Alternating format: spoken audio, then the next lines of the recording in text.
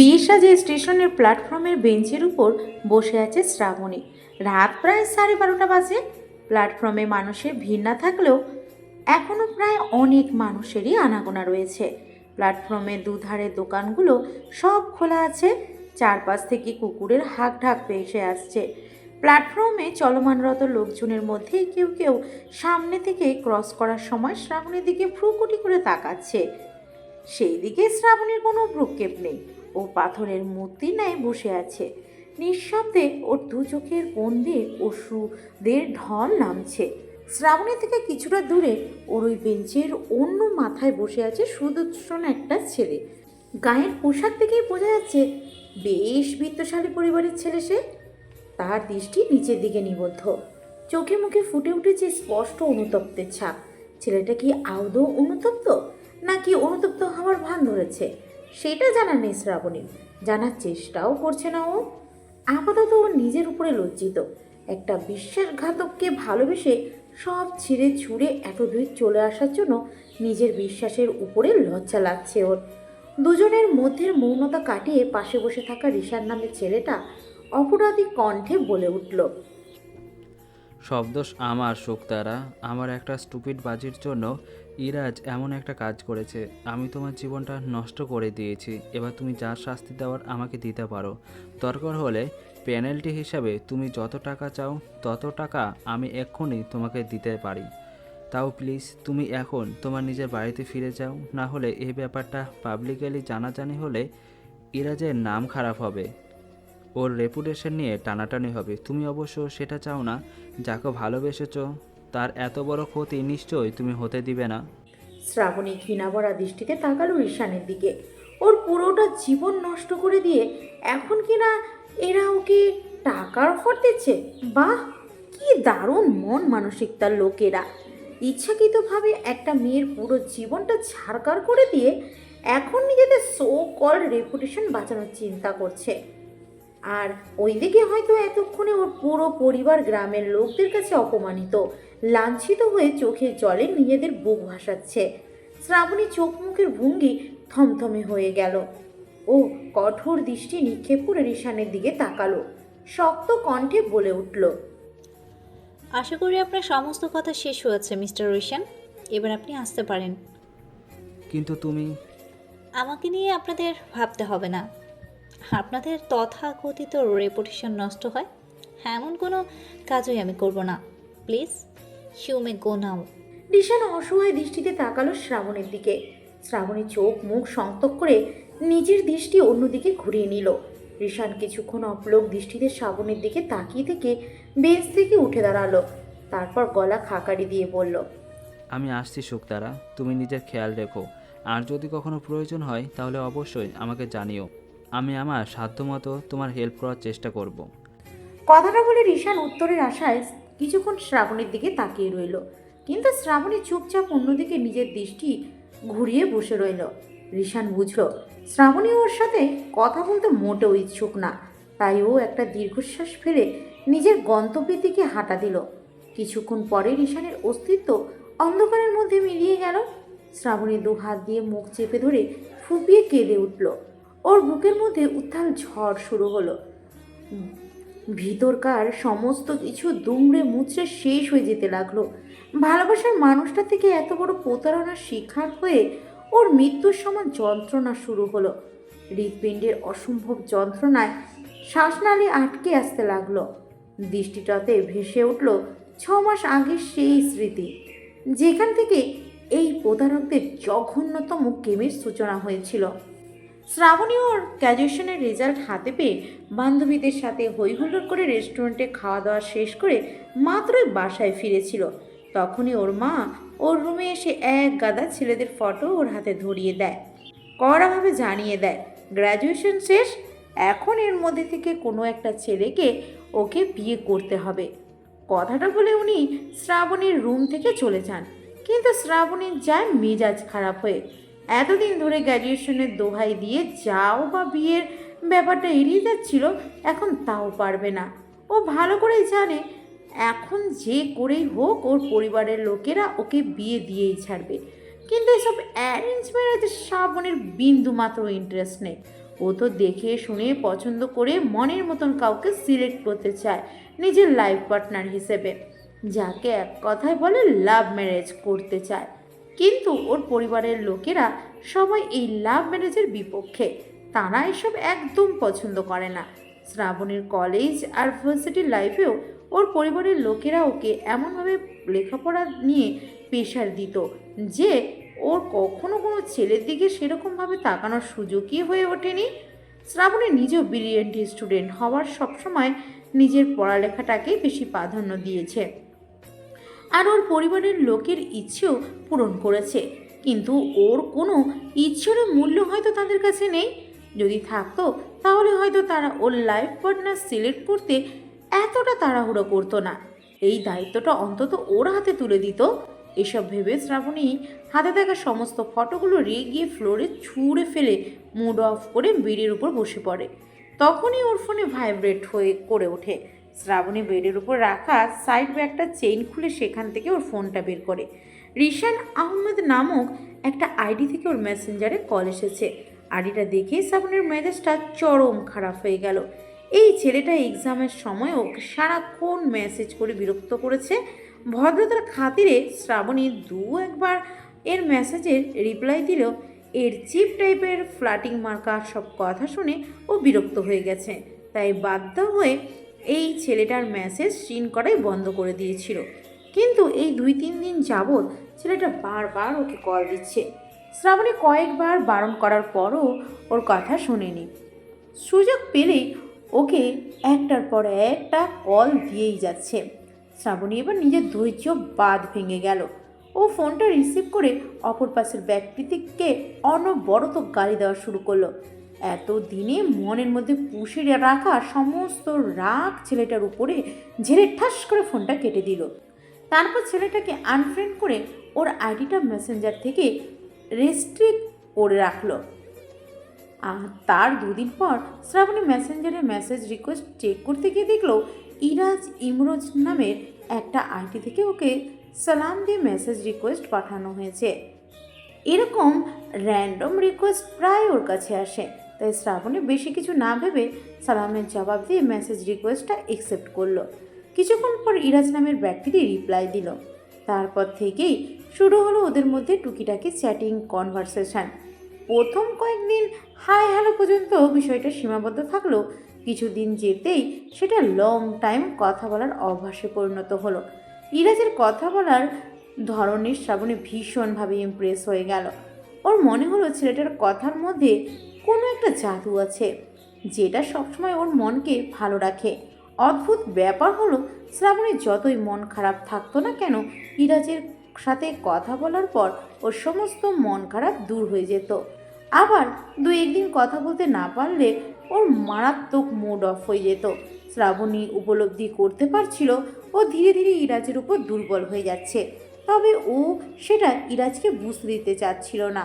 আগে ইরাজের মনের কথা জেনে তারপর ও ওর অনুভূতির ব্যাপারে ইরাজকে জানাতে চেয়েছিল। শ্রাবণী অপেক্ষার প্রহর গুনছিল।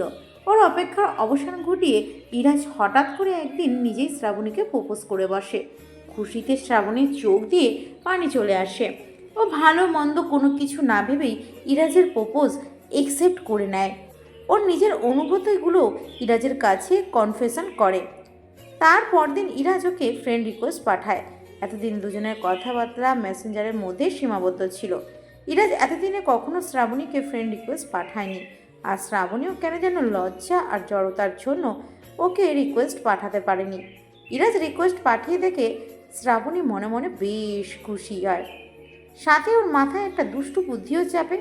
ও আইডি থেকে নিজের সমস্ত ফটো ডিলিট করে দিয়ে তারপর ইরাজের ফ্রেন্ড রিকোয়েস্ট অ্যাকসেপ্ট করে। ইরাজের আইডিটা একটু ঘাটাঘাটি করতেই দেখতে পায় ওকে যেদিন ইরাজ মেসেজ রিকোয়েস্ট পাঠিয়েছিল তার আগের দিনেই ওই আইডিটা খোলা হয়েছে।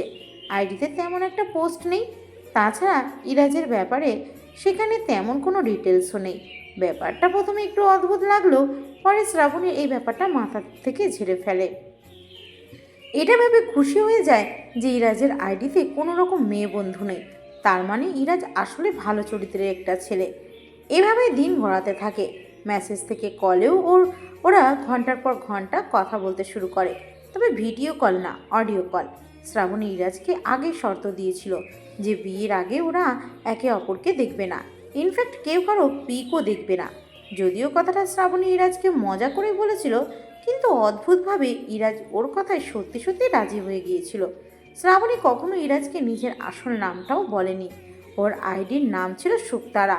ইরাজ ওকে সেই নামেই ডাকতো। ইরাজের মুখে শুকতারা ডাক শুনতে শ্রাবণীরও বেশ ভালো লাগতো। তাইও ইচ্ছা করে ইরাজকে কখনো ওর নিজের নামটা বলেনি। তাছাড়া ইরাজও ইন্টারেস্ট নিয়ে কখনো ওর ব্যাপারে তেমন কিছু জিজ্ঞেস করেনি। এই ব্যাপারটা শ্রাবণীর সবচেয়ে বেশি ভালো লেগেছিল। ও ভেবেছিল ইরাজ ওকে না দেখে, ওর ব্যাপারে কিছু না জেনে ওকে মন থেকে ভালোবাসে। শ্রাবণী সবসময় এরকম কাউকেই নিজের জীবনসঙ্গী হিসেবে চেয়েছিল, যে কখনো ওর বাহ্যিক সৌন্দর্য অথবা ওর চাকচিক্য দেখে ওকে ভালোবাসবে না, বরং ওর মন, ওর গুণ, ওর যোগ্যতা দেখে ওকে ভালোবাসবে। আর হয়েছিল সেটাই। ও যেমন মানুষকে নিয়ে নিজের জীবনসঙ্গী হিসেবে পেতে চেয়েছিল, ইরাজও ঠিক তেমন ধরনের মানুষ ছিল। সময় গড়াতে থাকে। মেসেঞ্জার ছাড়াও দুজনের মধ্যে ফোন কলে কথা হতে থাকে। দুজনের সম্পর্কের গভীরতা আরও বাড়তে থাকে। মাঝখানে কেটে যায় 4 মাস। এর মধ্যেই হঠাৎ একদিন শ্রাবণীর বাবার কোনো এক কলিগের ছেলে তার পরিবারকে নিয়ে শ্রাবণীকে দেখতে আসে। দেখে যাওয়ার পরের দিনই তারা সম্বন্ধ পাকা করে ফেলে। এত তাড়াতাড়ি সব কিছু হয়ে যাওয়ায় শ্রাবণী শকড হয়ে যায়। ও তৎক্ষণাৎ ইরাজকে ফোন করে ব্যাপারটা জানায়, কিন্তু ইরাজের মধ্যে কোনো রকম ভ্রুক্ষেপ দেখা যায় না। এতে শ্রাবণী আরও অবাক হয়। ও ইরাজকে বলে ওর বাবার সাথে ওদের বিয়ের ব্যাপারে কথা বলতে, অথবা ইরাজের পরিবার নিয়ে ওর বাড়িতে বিয়ের সম্বন্ধ নিয়ে আসার কথা বলে। কিন্তু ইরাজের মধ্যে কোনো ভাবাবেগ দেখা যায় না। ইরাজ চুপচাপ শ্রাবণীর সব কথা শুনে আস্তে করে ফোনটা কেটে দেয়। শ্রাবণী পড়ে যায় মহা টেনশনে। ও বারবার ইরাজকে কল করা শুরু করে, কিন্তু ইরাজ কোনো রকম রেসপন্স করে না। মেসেঞ্জারে, হোয়াটসঅ্যাপ আগে লাগাতার মেসেজ দেওয়ার পরেও সেসবের কোনো রকম রিপ্লাই আসে না। শ্রাবণী দিশাহারা হয়ে পড়ে। বাধ্য হয়ে ও নিজেই ওর বাবার কাছে গিয়ে ইরাজের সাথে ওর সম্পর্কের ব্যাপারে ওর বাবাকে জানিয়ে দেয়। সবটা শুনে ওর বাবা ভীষণ রেগে যায়। রেগে এক প্রকার ভাঙচুর শুরু করে দেন। শ্রাবণীকে 2টো থাপ্পড়ও মারেন। শ্রাবণীর মা এসে ওনাকে থামানোর অনেক চেষ্টা করেন, কিন্তু উনি শান্ত হওয়ার বদলে আরও বেশি রেগে যান। শ্রাবণীর রুমে এসে ওর ফোনটাকে নিয়ে রান্নাঘরে গিয়ে জ্বলন্ত চুলার মধ্যে ফেলে দেন। শ্রাবণী ওনাকে আটকানোর চেষ্টা করলে ওকে টেনে হিঁচড়ে নিয়ে গিয়ে উনি রুমের মধ্যে লক করে দেন। শ্রাবণী রুমের দরজা ধাক্কাতে ধাক্কাতে হাউমাউ করে পাগলের মতো চিৎকার করে কাঁদতে থাকে, কিন্তু তাতে ওর বাবার মন বিন্দু মাত্র নরম হয় না। উনি দরজা বাহির থেকে তালা বন্ধ করে চলে যান, আর শ্রাবণীর মাকেও বলে যান ওই দরজা না খুলতে। মা মেয়ে দরজার দুপাশে দুজনে দাঁড়িয়ে চোখের জলে বুক ভাসাতে থাকেন। পুরো 4 দিন শ্রাবণী তালাবদ্ধ অবস্থায় থাকে।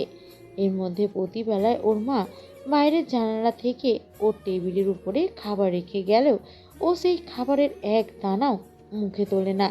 সারাক্ষণ নির্জীব হয়ে ফ্লোরে পড়ে থাকে, আর কিছুক্ষণ পর পর ইরাজের কথা মনে করে ফুপিয়ে কেঁদে ওঠে। শ্রাবণীর মা ব্যাপারটা ওর বাবাকে জানায়, কিন্তু উনি নিজের সিদ্ধান্তে অনড় ছিলেন। উনি কিছুতেই এরকম ভার্চুয়াল রিলেশনের পক্ষে ছিলেন না। শ্রাবণীর মা ওনাকে বোঝানোর অনেক চেষ্টা করেন, কিন্তু উনি সাফ সাফ জানিয়ে দেন 2 দিন পরেই উনি শ্রাবণীর বিয়ে ওনার ঠিক করা পাত্রের সাথে দিয়ে দেবেন। শ্রাবণীর মাকে কড়াভাবে নির্দেশ দেন শ্রাবণীকে বিয়েতে রাজি করানোর জন্যে, কিন্তু শ্রাবণীর মা কিছুতেই ওনার সিদ্ধান্ত মেনে নিতে পারেন না। মেয়ের কষ্ট দেখে উনি মনে মনে অন্য একটা প্ল্যান সাজিয়ে নেন। পুরো দমে ওই বাড়িতে শ্রাবণীর বিয়ে তোড়জোড় শুরু হয়। আত্মীয় স্বজনরা একে একে বাড়িতে এসে উপস্থিত হতে থাকেন। শ্রাবণীকে বিয়েতে রাজি করানোর বাহানা দিয়ে শ্রাবণীর মা ওর বাবা থেকে রুমের চাবি নেন। তারপর দরজা খুলে শ্রাবণীর রুমে এসে শ্রাবণীকে ওনার প্ল্যানের ব্যাপারে বলেন। শ্রাবণী ওর মাকে জড়িয়ে ধরে অনেকক্ষণ কান্নাকাটি করে নিজেকে কোনো রকমে সামলে নেয়। তারপর প্ল্যান অনুযায়ী খাওয়া দাওয়া করে সবার সাথে ও এমনভাবে আনন্দ করতে শুরু করে যাতে ওর সবার মনে হয় ও এই বিয়েটা নিয়ে ভীষণ খুশি। শ্রাবণীকে হাসি খুশি দেখে ওর বাবাও ভেবে নেয় যে ও এই বিয়েতে মেনে নিয়েছে। তাই ওনার নজরবন্দি থেকে উনি সম্পূর্ণ শ্রাবণীকে মুক্ত করে দেন।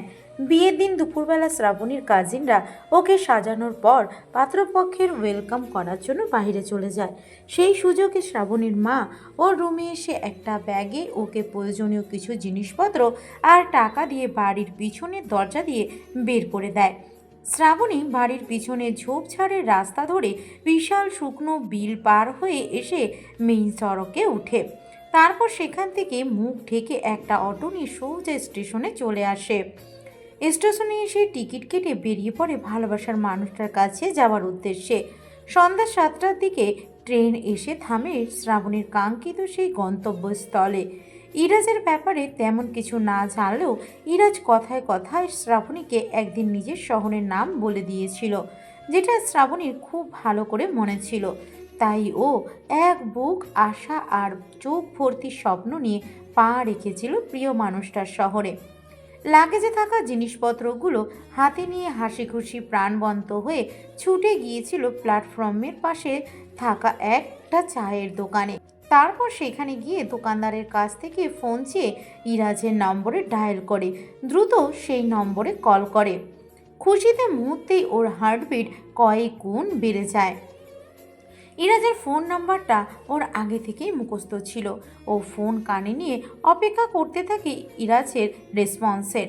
পরপর দুবার কল করার পর তৃতীয়বারের সময় ইরাজ ফোনটা রিসিভ করে।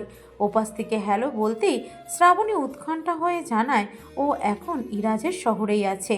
ইরাজ যেন ওকে নেওয়ার জন্যে স্টেশনে আসে। শ্রাবণীর কথা শুনে ওপাশের ব্যক্তিটি একেবারে চুপ হয়ে যায়। শ্রাবণী অনেকবার ইরাজের নাম ধরে ডাকার পরেও ওপাশ থেকে কোনো রকম অ্যান্সার আসে না। কিছু সময় পর ওপাশের ব্যক্তিটি ফোনটা কেটে দেয়। শ্রাবণীর বেশ অবাক হয় ও পরপর আরও কয়েকবার ওই নম্বরে কল করে, কিন্তু প্রথম 2-3 বার রিং হলেও তারপরে ফোনটা সুইচ অফ করে দেওয়া হয়। এক বুক হতাশা নিয়ে শ্রাবণী গিয়ে প্ল্যাটফর্মের বেঞ্চের উপরে বসে পড়ে। বিষণ্ণ মনে অপেক্ষা করতে থাকে প্রিয় মানুষটার ওকে নিতে আসার। কিন্তু সেকেন্ডের কাঁটা গড়িয়ে মিনিটে যায়, আর মিনিটের কাঁটা গড়িয়ে ঘন্টায়। সন্ধ্যা পেরিয়ে গভীর রাত হতে থাকে, তবুও প্রিয় মানুষটার দেখা মেলে না। বুকের মধ্যে অজানা আতঙ্ক এসে বাসা বাঁধে। মস্তিষ্কে উল্টাপাল্টা সব চিন্তাভাবনারা এসে শ্রাবণীকে ভীত করে তোলে। হৃৎপিণ্ডের উত্তাল ঝড়ে ও অশান্ত হয়ে ওঠে। ঠিক সেই মুহূর্তে একজোড়া পা এসে ওর সামনে থামে। শ্রাবণীর দৃষ্টি ফ্লোরের দিকে নিবদ্ধ ছিল। পা জোড়াকে দেখে ও চোখ জোড়া ঝলঝল করে ওঠে। ভাবে এই হয়তো ইরাজ ওকে নেওয়ার জন্য এসেছে। ও উচ্ছ্বাসিত হয়ে চোখে মুখে একরাশ খুশি নিয়ে সামনে দাঁড়িয়ে থাকা ব্যক্তিটির মুখপানে তাকায়, কিন্তু চোখের সামনে রিশানকে দাঁড়িয়ে থাকতে দেখে ওর কপালে হঠাৎ করে চিন্তার ভাঁজ পড়ে। রিশান প্রায় ওর আইডিতে নিজের পিক পোস্ট করত। ইনফ্যাক্ট ওর প্রোফাইলও ওর পিক দেওয়া ছিল। তাই রিশানকে চিনতে শ্রাবণীর বেশি বেগ পেতে হয় না। শ্রাবণী বেঞ্চ থেকে উঠে রিশানের মুখোমুখি দাঁড়ায়, অবাক কণ্ঠে জিজ্ঞেস করে, আপনি এখানে? তার মানে আপনি কি ইরাজ? রিশান থমথমে মুখে তাকায় শ্রাবণীর দিকে, একটা দীর্ঘশ্বাস ফেলে বলে, না, আমি ইরাজের বেস্ট ফ্রেন্ড। ইরাজ আর আমি ছেলেবেলা থেকে একসাথে বড় হয়েছি। শ্রাবণী তাজ্জব হয়ে রিশানের দিকে তাকিয়ে থাকে। রিশান আর ইরাজ বেস্ট ফ্রেন্ড, কিন্তু সেটা কিভাবে সম্ভব? আর যদি বেস্ট ফ্রেন্ড হয়েও থাকে, তাহলেও বা ইরাজ ওকে নিতে না এসে রিশানকে এখানে পাঠিয়েছে কেন? শ্রাবণীর মাথা কেমন তালগোল পাকিয়ে যাচ্ছে। ওর নিজের শরীরের ভারসাম্য বজায় রাখতেও অসুবিধা হচ্ছে। রিশান সেটা বুঝতে পেরে চোখের ইশারায় শ্রাবণীকে বেঞ্চের উপরে বসতে বলে। শ্রাবণী ধপ করে বেঞ্চের উপর বসে পড়ে। রিশানও গিয়ে শ্রাবণীর থেকে বেশ অনেকটা দূরত্ব বজায় রেখে বেঞ্চের অপর মাথায় বসে। শ্রাবণী চোখে মুখে হাজারো কৌতূহল নিয়ে রিশানের দিকে তাকায়। রিশান একটা দীর্ঘশ্বাস ফেলে বলা শুরু করে, শুক্তারা, তুমি ভুলে যাও ইরাজকে। ইরাজ কখনো তোমাকে ভালোই বাসেনি। ইনফ্যাক্ট ও যে এমন একটা সিচুয়েশনে ফেসে যাবে সেটা কখনোই কল্পনা করতে পারেনি। ও তো ব্যাস আমার সাথে বাজি ধরে তোমার সাথে এরকম একটা ভালোবাসার নাটক করেছিল, কিন্তু ও কখনো এটা বুঝতে পারেনি যে তুমি ওকে নিয়ে এতটা সিরিয়াস হয়ে যাবে। রিশানের কথা শুনে শ্রাবণীর মাথায় আকাশ ভেঙে পড়ল। ও হতভম্ব হয়ে রিশানের দিকে তাকালো, কাপা কাপা কণ্ঠে বলে উঠল, মানে কী সব বলছেন আপনি? রিশান প্ল্যাটফর্মের ফ্লোরের দিকে নিজের দৃষ্টি নিবদ্ধ করলো, অপরাধী ভঙ্গিতে বলা শুরু করলো, তুমি কলে আমাকে যেদিন উল্টোপাল্টা কথা বলে আনফ্রেন্ড করে দিয়েছিলে, সেই দিন আমি ভীষণ অপমানিত বোধ করেছিলাম। এর আগে কখনো কোনো মেয়ে আমার সাথে ওভাবে কথা বলেনি। আমি আপসেট হয়ে একটা ক্লাবে গিয়ে অসম্ভব ড্রিঙ্ক করে ফেলেছিলাম। আমাকে খুঁজতে খুঁজতে সেই দিন ইরাজ আর আমাদের অন্য কয়েকজন ফ্রেন্ডরা সেই ক্লাবে গিয়ে পৌঁছে গিয়েছিল। ওরা আমাকে কি হয়েছে জিজ্ঞাসা করলে আমি নেশার ঘরে ওদের সমস্ত কথা বলে দেই। সব শুনে ওরা সবাই বেশ ক্ষেপে যায়। রাগের মাথায় ইরাজ সিদ্ধান্ত নেয় এর জন্য ও তোমাকে একটা উচিত শিক্ষা দিবে। আমি নেশার ঘরে ওর সাথে তালে তাল মিলিয়েছিলাম সেই দিন। আসলে তখন আমি রাগের মাথায় এতটা প্রতিশোধ পরায়ণ হয়ে উঠেছিলাম যে এই সামান্য ব্যাপারটাও আমার ভীষণ ইগোতে লেগেছিল। আমি ইরাজকে বলেছিলাম ও যদি তোমাকে পটাতে পারে তাহলে ওর নেক্সট বার্থডেতে আমি ওকে ওর ফেভারিট কারটা গিফট করব। ও আমার কথায় রাজিও হয়ে গিয়েছিল। তারপরের দিন আমরা ফ্রেন্ডরা সবাই একত্রে বসে ইরাজের নাম দিয়ে একটা ফেক আইডি খুলি আর তোমাকে নক দেই। তারপর যা যা হয়েছে সব তো তুমি জানোই। সব শুনে শ্রাবণী স্তব্ধ হয়ে বসে রইল। ওর মনে হলো ও চারপাশের সমস্ত কিছু থমকে গেছে। শ্রাবণী দুগাল গড়িয়ে অনবরত পানি পড়তে শুরু করলো। পাশ থেকে রিশান বলতে লাগলো, you are very sorry Shrabani. আমরা কেউ কখনো স্বপ্নেও ভাবিনি আমাদের এইরকম একটা স্টুপিড রিভেঞ্জের জন্য তোমার লাইফটা এইরকমভাবে নষ্ট হয়ে যাবে। আমাদের কৃতকর্মের জন্য আমরা সত্যি অনুতপ্ত। ইনফ্যাক্ট ইরা নিজেও বেস্ট গিলটি ফিল করছে। তোমার সামনে এসে দাঁড়ানোর মতো সাহসও ওর নেই। তাই ও এখানে আমাকে পাঠিয়েছে ওর হয়ে তোমাকে সরি বলার জন্য। শ্রাবণী অশ্রুসিক্ত দৃষ্টিতে তাকালো রিশানের দিকে, কান্নাজড়িত কণ্ঠে বলল, ব্যাস একটা সরি বলার জন্য আপনাকে এখানে পাঠিয়েছে? এতগুলো দিন ধরে আমার ইমোশন নিয়ে এরকম একটা নোংরা গেম খেলার পর, আমাকে হাজারটা মিথ্যা প্রতিশ্রুতি দেওয়ার পর শুধুমাত্র একটা সরি বলার জন্য আপনাকে এখানে পাঠিয়েছে? ইরাজ কি বলবে বুঝতে পারল না। অসহায় দৃষ্টিতে শ্রাবণীর মুখের দিকে তাকিয়ে রইল। শ্রাবণীও আর বলার মতো কোনো কথা খুঁজে পেল না। স্তব্ধ হয়ে থম মেরে বসে নীরবে চোখের পানি বিসর্জন দিতে লাগলো। কারো ডাকে শ্রাবণী অতীত থেকে বের হয়ে আসলো।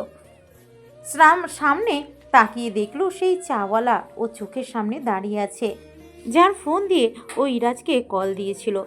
শ্রাবণী তাকাতেই চাওয়ালা এক হাত শ্রাবণীর মাথায় রেখে মায়াভরা দৃষ্টিতে ওর দিকে তাকালো। স্ম্লান হেসে বলল, প্রেমিকদের জন্যে বাসা থেকে পালাইয়া আইসো আম্মাজান, সবই শুনছি আমি। এখন আর কি করবা কও? এই শহরের যে এই বালু সিমেন্টে বানানো বড় বড় শক্তপোক্ত বিল্ডিংগুলো দেখতেছ, এই বিল্ডিংয়ে থাকা মানুষগুলোর মনেও এমন বালু সিমেন্টে বানানো। এদের কাছে আবেগ ভালোবাসার কোনো দাম নাই। এরা শুধু টাকা চেনে, টাকা। তুমি আর এইখানে বইয়া থাইকো না আম্মাজান। চারপাশে মানুষরূপী শিয়াল কুকুররা সব ঘাপটি মাইরা বসে আছে। সুযোগ পাইলেই থাবা বসাইব তোমার উপরে। তুমি চইলা যাও আম্মাজান, নিজের বাপ মায়ের কাছে ফিরা যাও। সন্তান যতই ভুল করুক না কেন, বাপ মা কখনো সন্তানের দিক থেকে মুখ ফিরাইয়া নিতে পারে না। তুমি তাদের কাছে যাও, দেখবা তারা ঠিক তোমারে মাপ কইরা দিছে।